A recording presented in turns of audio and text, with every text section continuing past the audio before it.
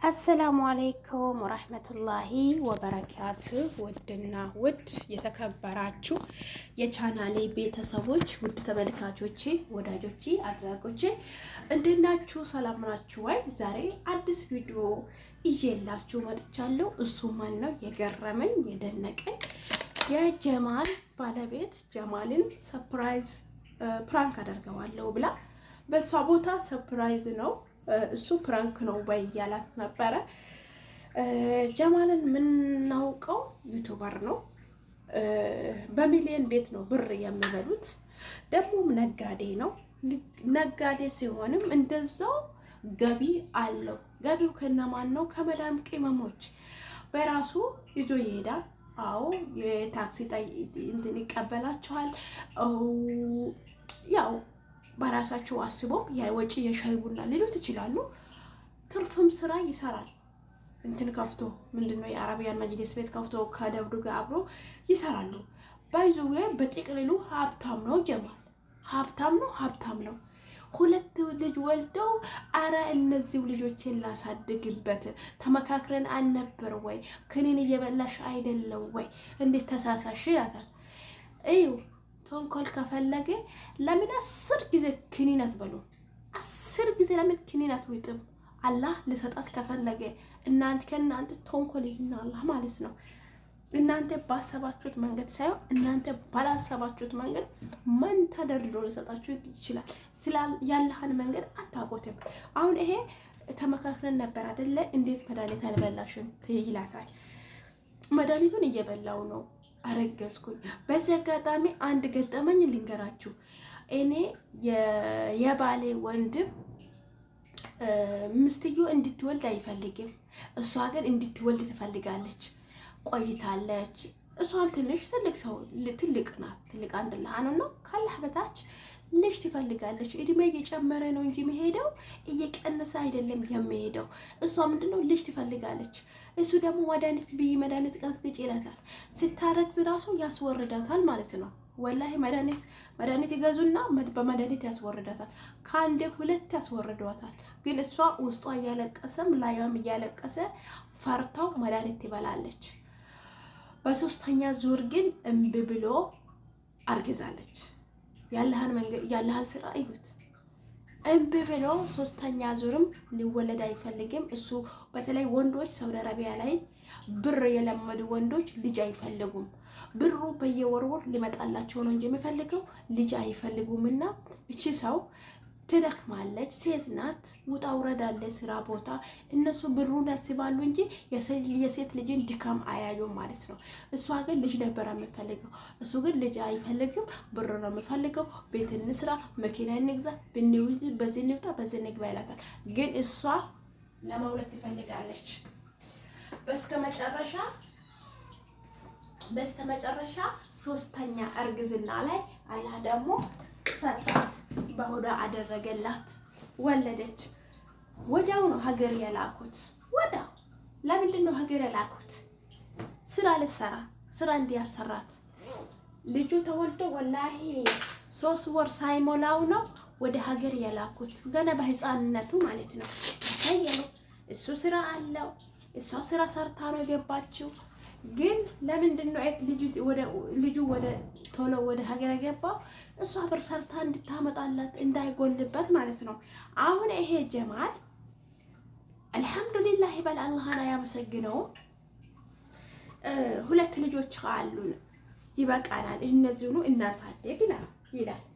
ባይዘው ቤት አለው፣ ቤቱን አሳይቶናል።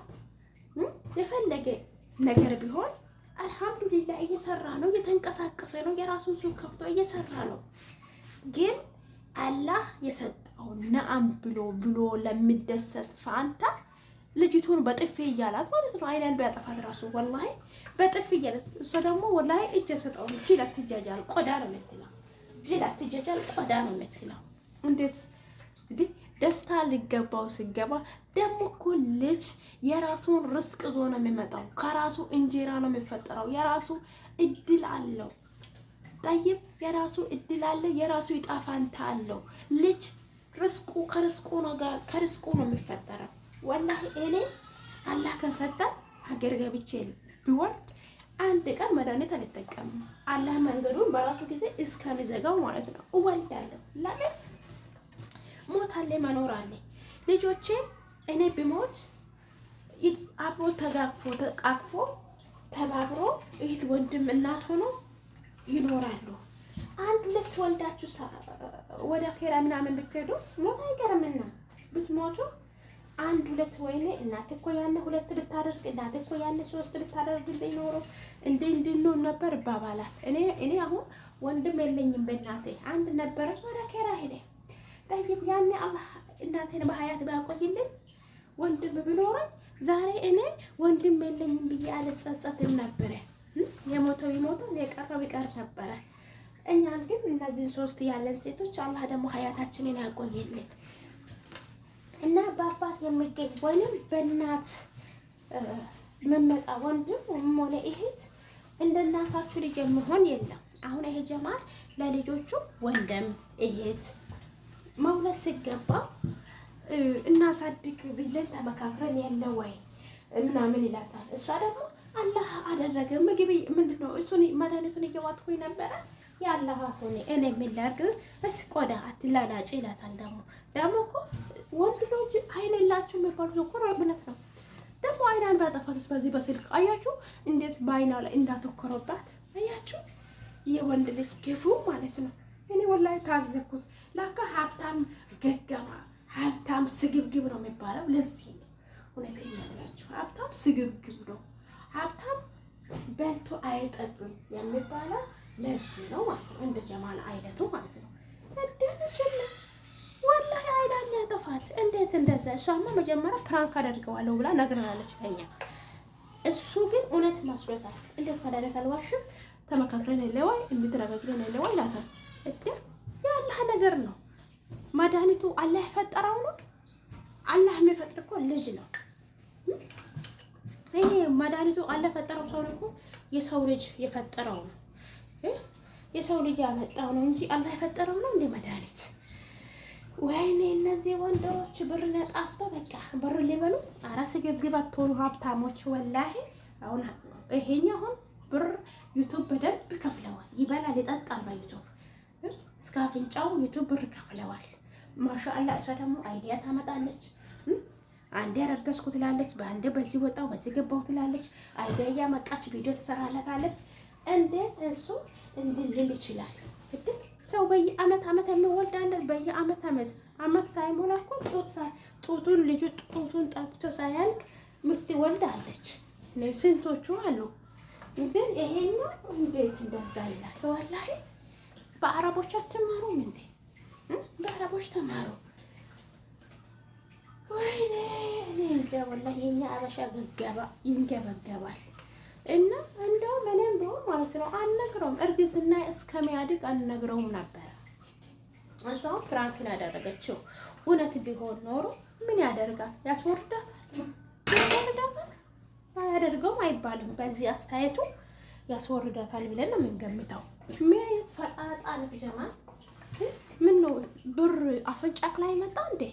አፍንጫክ ላይ ደረሰ? አልሐምዱሊላህ ይበል። እሷ ያንተን እንትን ብቻ አትጠብቅም። አይዲያ ያመጣችለት ቪዲዮ ትሰራለች። አንተ ግን ሙጭጭ እንዴት አረገሽ? ፕራንክ ነው ወይ ይላታል። ደግሞ ደፋ እንደ አልሐምዱሊላህ ይበል። ውለዱ፣ አላህ የሰጣችሁን ውለዱ። መድኃኒት አትጠቀሙ። መድኃኒት አትጠቀሙ። ለምንድን ነው መድኃኒት የምትጠቀሙት? ቤት አለክ፣ ቢያንስ ቤት አለክ። ከቤት ኪራይ ቤት ይጠባልካል። ቀጥታ ወደ ቤት ትሄዳለህ። ስራ እየሰራክ ትገባለህ። እሷ ልጆቿን ትሰበስባለች። አኡዙ ቢላሂ ውዶቼ፣ የዛሬ ቪዲዮ ይመስላል። በጣም ነው የታዘብኩት። ጀማሪ እንዴት እንዲህ ሊል ይችላል? እንዴት ለምን አረገሽ ሊል ይችላል? ታዲያ ለምን ተኘክ? ለምን ተሸካሽክ? ታዲያ መሸካሽኩን ምን አመጣ? እርግዝና ካልፈለክ አልጋ ላይ ይተክተኛ። አዎ አልጋ ላይ ይተክተኛ። አልፈልግም የምትል ከሆነ በኋላ ስሜታችሁ መጥቶ እንትን እስከምትሩ ድረስ ትንቀጠቀጣላችሁ። ስሜታችሁን ካፈሰሳችሁ በኋላ ለምን አረገሽ? ስሜት ግን ተቆጣጠሩ። በመጀመሪያ አታልይ ስትላት፣ አትቅረባት፣ አትተኛ። አብረክ ፍራሽ ለብቻ ካንጥፈክ ተኛ። ምንድን ነው? አላህ ሰጣከን ረህመት፣ አላህ ሰጣከን ኒዕማ መቀበል ትተክ ደግሞ እንዴት አረገሽ ትላታለህ እንዴ?